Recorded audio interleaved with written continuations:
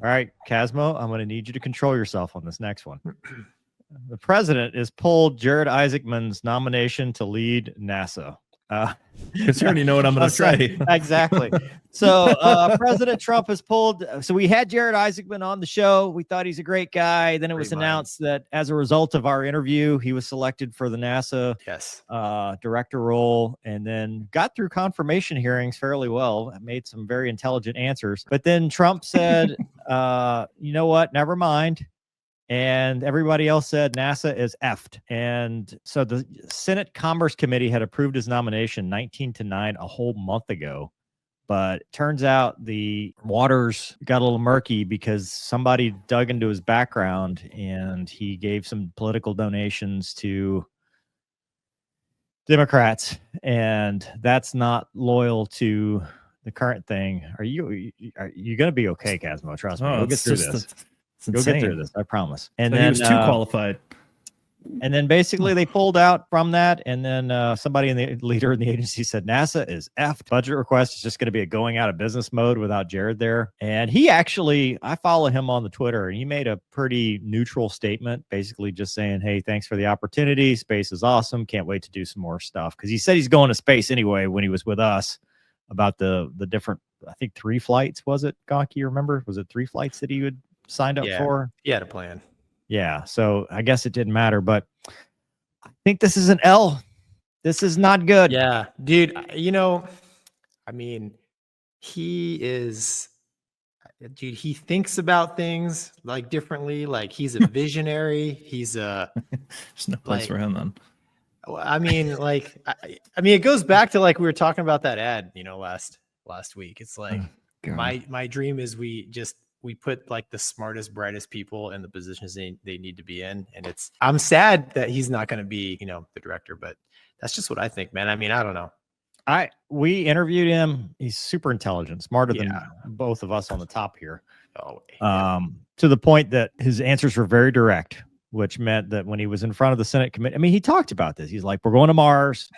You know, we're going to do the moon. We're going to get that back on track. We're going to go to Mars. NASA is going to be the NASA of old. We're going to do the things that we need to do, take the risks that we need to take, and be the agency that we need to be, much like the glory days, you know, prior to the Challenger, I guess, was probably where the downfall started. And I was excited about NASA. I was excited about what he brought to the table.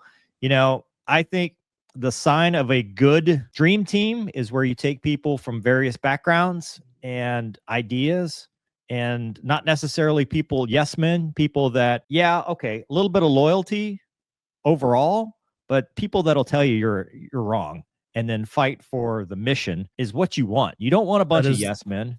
He's the guy. He's the guy you want, dude. Like, you want the guy that's going to be like, hey, boss. Yeah. I love your idea, but guess what? This is better. And here's why. Because like, if I'm in charge, I want people that are going to tell me, hey, dude, don't do that. You're going to end up like ruining NASA, right? That's what I want. I want people that will say the truth and people that will stand by principle. And I thought Jared was that man to do that job. He had been to space. He has seen the commercial side. He knew how to integrate the commercial side of things. Dude, he's a young guy with new ideas, man. Right. You know what I'm saying? Like, and you know, he's got his own MiG-29. He's doing the tornado that he's trying to like he's flown aerobatic demos and stuff, like all aspects of aviation. The guy lives in, he didn't have the traditional upbringing, like, you know, he wasn't like the fighter pilot, test pilot, astronaut, and all that stuff. But dude, I think his business mind would not only be good for the agency, but just be good for innovation. And especially with his relationship with Elon and SpaceX, like I thought that was like, dude, pull together, win together. We're establishing something great. And it's incredibly disappointing because I don't know that you're going to find somebody as good. I wonder, you think we're getting the full story though, dude, honestly? Oh, no, of course not. You know, I mean, dude, there was something. I mean, Elon bowed out of Doge. But that was by design. He knew that. He was a temporary. I don't know about the timing, though. The timing, like it was by design, but maybe not in 6 months. I think that's how long they can be like a temporary whatever employee, whatever they call it.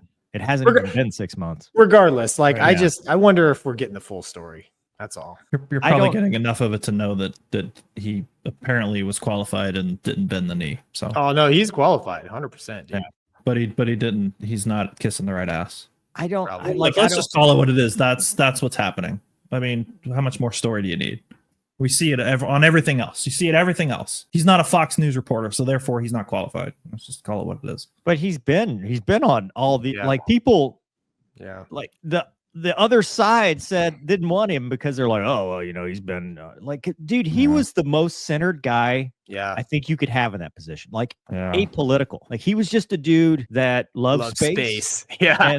And I get Gonky it. pissed him off because he said, I don't love space. I don't. You don't love our space? chances. No, dude. We hate space. Hell no. Why do you hate space? What has space ever done to you? We have the space guy on, right? I'm and the outta guy's here. like, hey, Mover Gonky, would you guys want to be astronauts for us? Oh, And no, Gonky's no, like, no. He didn't We say don't want to that. go to space. We hate space. He did not. I mean, I don't want to go there, but I like it. He might have been about to go there, Gonky. You just didn't give him a chance before you're like, space is dumb, nerd. I'm pumped. That I didn't say nerd, dude. He's a genius. I never watched Space Wars. Yeah. I don't like all that stuff. Your Star Trek and Aliens, and your blue women and stuff. Yeah. Blue women. Like I said, you know, the alternative, some retired Air Force general. I know this guy is like, there's nobody else in my mind that could be as qualified. I think the alternate is more of a different type. He's not like the innovative type. You know, he's not friendly to NASA. So Probably not, based on the article. Yeah. It's like, dude, it's going to be a party. Doug, you got any inputs on this one? I'm with Gonky. Hire the qualified people. I'm also with you, Mover. If somebody knows enough to tell me no, I listen. Make them tell you no. Yep. Yeah. But There are people in the world that are smarter than us. Yeah. And he might be one of them. I just see it. He definitely is one of them. I see it as a mistake anytime you start listening to people that are like questioning loyalties and stuff, because it's like, dude, when you start getting into that paranoia and insulation, you lose perspective. And when you lose perspective, you get into a situation where you might lose the most qualified candidate you've had in many years, and you have an agency that's already struggled. I mean, dude, look at their failures. I mean, they stranded 2 people in space for NASA. Yeah. They haven't had a win, and they needed this. They needed this very. I mean, I don't know. They needed better leadership than they got, and I don't know what's next. I don't. Well, nobody wants NASA to win on that side. Okay, they want privatization of everything. That's the goal. So why would you want NASA to win? NASA's not private. Or we're paying for it. We might as well get That's our the money's goal. worth. Well, that's I mean, I get you, but what's the percent of the budget that goes to NASA? I mean, USAID had less than 1% of the budget, and look what we did to that. So I mean, fight the asteroids without them. Deep sea miners, drones, dude. Deep sea miners and SpaceX. They use drones. Space drones. Drones delivered by space truckers. Special, that's right. Space truckers and drones. They won't even know. They won't even know. No, they'll never see it coming. The asteroid will not know. That's why we're doing drill, baby, drill. So we have more people to fight the asteroid. I get it now. Okay. Right. And Space Force, as was brought up in chat, Space Force, which has their own special forces, apparently. Do they really? I don't know what they do. I have a Space Force shirt, but I actually don't know what they do. And I'm at this point, I'm too afraid to ask. The space. Right. It's after you talk to someone for a really long time. You're like, I don't want to ask their name. I don't know what you do. Like, oh, space, probably something cool. Actually, I did ACSC, the nerd college for people that want to get promoted and not retire. Here we go. And there were some Space Force people in there, and they would explain stuff, in our little scenarios. And I was like, oh, I learned something today. Really? I retained none of it. So if you ask me what they do, I still don't know. But in the moment I was reading it, I'm like, hello, John, that was quite the comment you made. I agree with you and everything you said. So I get credit for commenting, but still have no idea what Space Force does.